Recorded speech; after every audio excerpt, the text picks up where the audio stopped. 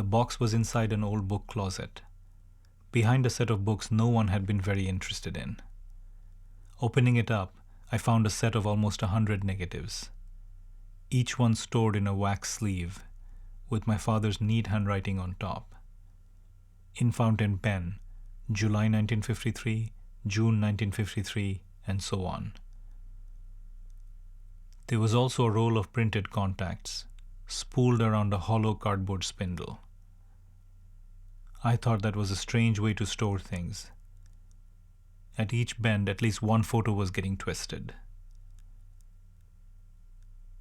Father could not remember this box, but when I showed him the handwriting, he said, "Yes, that's my handwriting all right."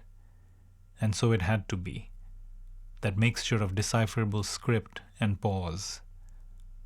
Later, after studying medicine, his prescription handwriting transformed into the current indecipherable scroll. Practice made perfect. Rankin Street, the rooftop. A clean, clear, unobstructed view. The clearest sign that it is 1953. In these first images, there are many roof shots, either clumsily framed or deliberately akimbo. I cannot tell.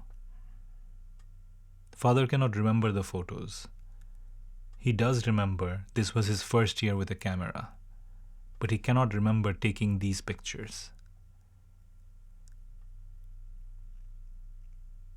In an ideal context, the one you always read about in magazines, he would remember exactly what he was thinking when he composed the photo. Like that photograph taken by Gray Villet in 1958 of Richard and Mildred Loving. A photograph that comes with a complete backstory.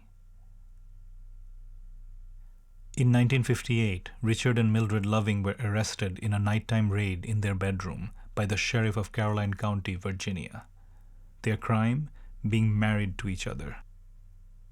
The Lovings, Mildred, who was of African American and Native American descent, and Richard, a bricklayer with a blonde buzz cut, were ordered by a judge to leave Virginia for 25 years. 2 lawyers took their case all the way up to the Supreme Court in Loving versus Virginia, 1967. It ended up being the template to strike down miscegnation laws in more than a dozen states. Asked by one of his lawyers if he had a message for the Supreme Court, Richard said, "Tell the court I love my wife."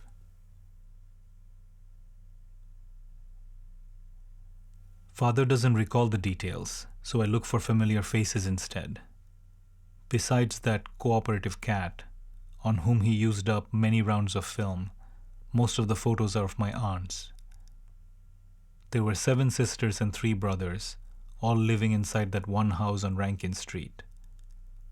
There was also an 8th sister and a 4th brother, but they died very young. The sort of thing that was common in those days.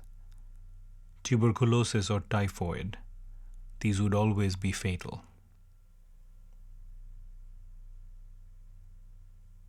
There is a sharp gap between the sisters. The older ones all studied up to a certain point and then became housewives. The younger sisters came of age after 1971. They all went on to have jobs. They became university professors and doctors. One aunt ended up at the World Bank. Well, I don't know how I feel about that. These aunts, the younger ones, are the ones I see most often these days. We have more to talk about. It feels bad to say that, but it's the truth. For the older aunts, I didn't grow up, still Babu in their eyes, endearing and oddly suffocating. The Rankin Street house was sold sometime in the 1970s. A hungry city came and swallowed up entire blocks. 7 sisters each got 1/7 of the sale price, a pittance in the 1970s. 3 brothers inherited the other house in Dhanmondi. These are the ways the swaps happened.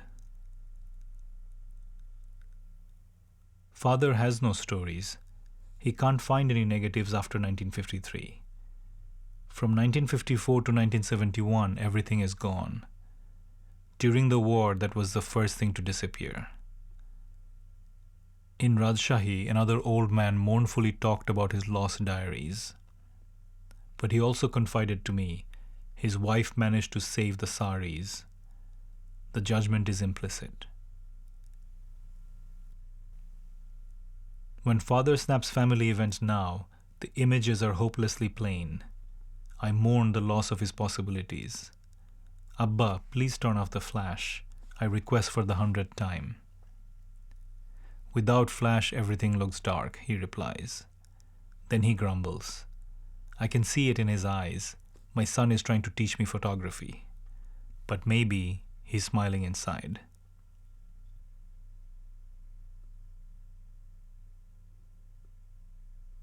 Yasmin writes a letter to me.